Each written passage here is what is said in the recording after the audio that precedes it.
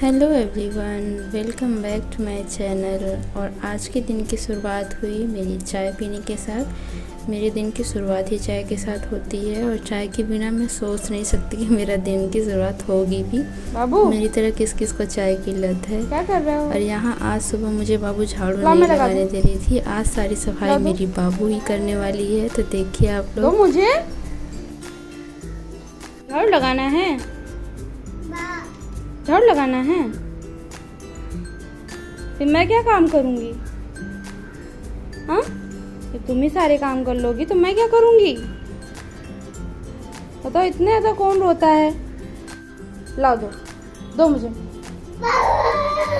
दो दे दो, दे दो। अच्छा बाबू हो ना, लाओ लाओ, दे दो मुझे। अच्छा बाबू हो ना, आ जाओ आ जाओ मेरा बेटा, दो दो। अच्छा लगा लगा। अब आज से सारी सफाई मेरी बिटिया करेगी ना। आज से सारा काम बाबू करेगी। ठीक ठीक है, ठीक ठीक। फिर किसी तरीके से मैंने उससे लिया और छीन कर फिर खुद झाड़ू पोछा किया। और घर में औरतों के इतने सारे काम होते हैं कि पूछिए ही मत। कहना बहुत ज़्यादा आसान होता है कि नहीं क्या करती हो तुम घर में दिन भर, लेकिन बहुत ज़्यादा काम होते हैं। ऐसा लगता ही नहीं कि हाँ कोई टाइम खाली है। अगर बैठते भी हैं तो ऐसा लगता है ये काम है वो काम है। और पहले तो मैं रोज़ रोज़ झाड़ू पोछा करती थी, लेकिन जब से स्टडी स्टार्ट किया है तो एक दो दिन का गैप भी कर लेती हूँ। जब मुझे लगता है कि हाँ गंदा हो गया है तब झाड़ू पोछा करती हूँ। झाड़ू तो रोज़ ही करना पड़ता है, पोछे की बात कर रही हूँ, क्योंकि पोछा में काफ़ी ज़्यादा टाइम लगता है और एक बार नहीं दो दो बार मुझे करना पड़ता है। और बहुत ज़्यादा जगह, मतलब 2 बालकनी है, एक रूम है, किचन है, तो मैं अब एक दो दिन का गैप कर देती हूँ, वरना रोज़ ही पोछा लगाती थी मैं। तो यहाँ पर पोछा लगाने के बाद फिर मैं गई नहाई और नहाकर पूजा कर लिया। फिर आ गई किचन में खाना बनाने के लिए। तो आज मैं खाने में बना रही थी अपने वही अंकुरित अनाज जो थे ना, उसी को उबाला था, तो छोले बनाऊंगी। और अब मैं संडे के कुछ काम सैटरडे को भी कर लेती हूँ, जिससे कि बर्डन ज़्यादा संडे पे ना हो। इसलिए क्योंकि मेरा तो अभी संडे मंडे कोई भी डे, मतलब ऐसा नहीं है कि फ्री वाला डे है। मेरे हस्बैंड बोल भी रहे थे एक दिन कि आज किसी दिन संडे वाला रूटीन भी करो तुम, लेकिन अभी तो मैंने नहीं रखा है। अभी चैलेंज वाला डे चल रहा है मेरा, उसके बाद फिर देखते हैं क्या करना है आगे।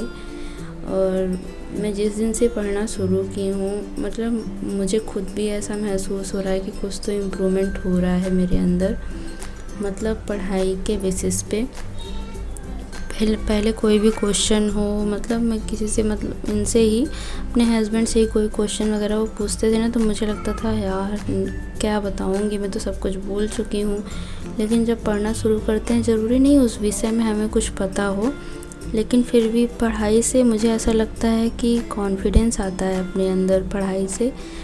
ऐसा मेरे साथ होता है कि जब भी, मतलब मैं स्टूडेंट थी ना, तो मेरे अंदर एक अलग सा ही कॉन्फिडेंस था और मैं टीचर्स को क्लास में क्वेश्चन पूछ लिया करती थी, इस टाइप की थी। बट अभी तो अगर मुझे कोई 10 लोगों के सामने खड़े होकर बोलने के लिए कह दे तो बड़ा ही मुश्किल वाला मेरे लिए हो जाएगा। फिर मैंने बाबू को सुला दिया है और सुलाने के बाद मैंने टाइमर ऑन कर दिया है और मैं बैठ गई पढ़ने के लिए। रोज़ की तरह आज भी मैं मैथ ही पढ़ने वाली हूँ और मैथ के फॉर्मूले वगैरह सब रिवाइज़ करूँगी अपनी खुद की बनाई हुई सुपर टेट के नोट से, और फिर उसी के प्रैक्टिस करती हूँ। जो क्वेश्चंस है, अभी मेरे पास कोई प्रैक्टिस के लिए बुक नहीं है। बुक है भी तो वो मेरे, मतलब मम्मी के पास रखी हुई है, तो वहाँ पर जब भी अब मैं जाऊँगी, कि मेरा पढ़ाई का कोई प्लान नहीं था, केवल मैं ऐसे ही नोट्स लेते आई थी, जो भी मैंने नोट्स, क्योंकि बहुत मेहनत से बनाया था, करीब 6-7 महीने लग गए थे मुझे एस्टेट का नोट्स बनाने में काफ़ी टाइम लगता है। एक लेक्चर 1-1 घंटे के होते हैं, 45 मिनट 55 मिनट का, फिर हमें वीडियो को बीच में रोकना भी पड़ता है, तो 1 घंटे का हो ही जाता है। तो इस तरीके से मैंने कंटिन्यू, जब मैं विशाखापट्टनम में थी तो वहाँ पर मैंने नोट्स बनाया था, 6 महीने थी। तो उसके बाद फिर मैं ये नोट्स को ऐसे ही लेते आई थी, बाबू जब हुई थी उसके बाद। लेकिन अब देखिए मेरे कितने काम आ रही है। फिर घर जाऊंगी तो प्रैक्टिस सेट ले आऊँगी, किताब एक, उससे मैं प्रैक्टिस करूँगी। लेकिन अभी इसी में जो सर ने क्वेश्चन वगैरह कराया है ना, उसका आंसर मैं नहीं देखती हूँ। पहले मैं खुद से सॉल्व करती हूँ और उसके बाद आंसर देखती हूँ। ज़रूरी नहीं है मेरा सही ही हो जाए। इसमें भी सर जैसे कोई टॉपिक पढ़ाए हैं, जैसे अंकीय क्षमता सर ने पढ़ाए। अंकीय क्षमता में पहला टॉपिक पढ़ाया प्राकृतिक संख्याओं के योग पर प्रश्न। तो उसमें सर ने टॉपिक को समझाया और उसके बाद फिर क्वेश्चन कराया, और एक क्वेश्चन नहीं, 2-2 3-3 क्वेश्चन कराते हैं। तो मैंने मतलब क्वेश्चन देख लिया, उसके बाद सॉल्व कर दिया। अगर गलत हो गया तो फिर मैंने उसको सीख लिया, करेक्ट कर लिया, और अगर सही हो गया तो हाँ ठीक है, फिर अलग से ही खुशी होती है कि चलो हाँ सही हो गया है। फार्मूले वगैरह लर्न करते जा रही हूँ और इसी तरीके से मेरी प्रैक्टिस भी होते जा रही है। तो आज मैंने मैथमेटिक्स में पढ़ा है अंकीय क्षमता, जो कि इसके 4 टॉपिक थे। प्राकृतिक संख्याओं के योग पर प्रश्न, वर्गों के योग पर प्रश्न और घनों के योग पर प्रश्न, और फिर भिन्नात्मक योग पर प्रश्न। 4 प्रकार के प्रश्न थे, उसको मैंने पूरा कंप्लीट किया है, जिसमें सबसे इजी है भिन्नात्मक प्रश्न। और उसके बाद फिर मैंने लगभग 20 से 25 क्वेश्चन आज सॉल्व भी किए हैं। और फिर अंकीय क्षमता का कल टॉपिक शुरू होगा, सही गलत पर प्रश्न, तो वो मैं करूँगी। और उसके बाद फिर मैंने देखिए टाइमर मेरा 2 घंटे हो गया, फिर मैं रेडी होने लगी क्योंकि आज सैटरडे था, तो मुझे दिया जलाने के लिए मतलब दिया देने जाना था मंदिर। तो मैं रेडी हो गई और बाबू को भी रेडी कर ली और चले गए फिर मंदिर। और बाबू को बाहर घूमना बहुत पसंद है अभी से ही, बड़ी होगी तो देखा जाएगा। और ये है हमारी मंदिर। फिर मंदिर में पूजा वगैरह करने के बाद आ गई घर पर, और अभी मेरा सिर्फ 2 घंटे ही हुआ है, तो 1 घंटे मतलब 2 घंटा 8 मिनट के करीब हुआ था। तो मेरे अभी 1 घंटे कम ही है समझ लीजिए। तो मैंने सोचा है कि उसमें मैं हिस्ट्री रोज़ पढ़ूँगी। मुझे हिस्ट्री की जो बुक है ना वो काफ़ी अच्छी लग रही है इस टाइम पे, तो वो मैं पढ़ूँगी।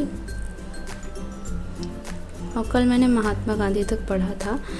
और यहाँ पर देखिए मैंने डिनर बना दिया है, डिनर मेरे हस्बैंड ने कर दिया। और जब मैं पढ़ने के लिए बैठती हूँ तो मेरी किताब को ऐसे ही लेके भागती है बाबू।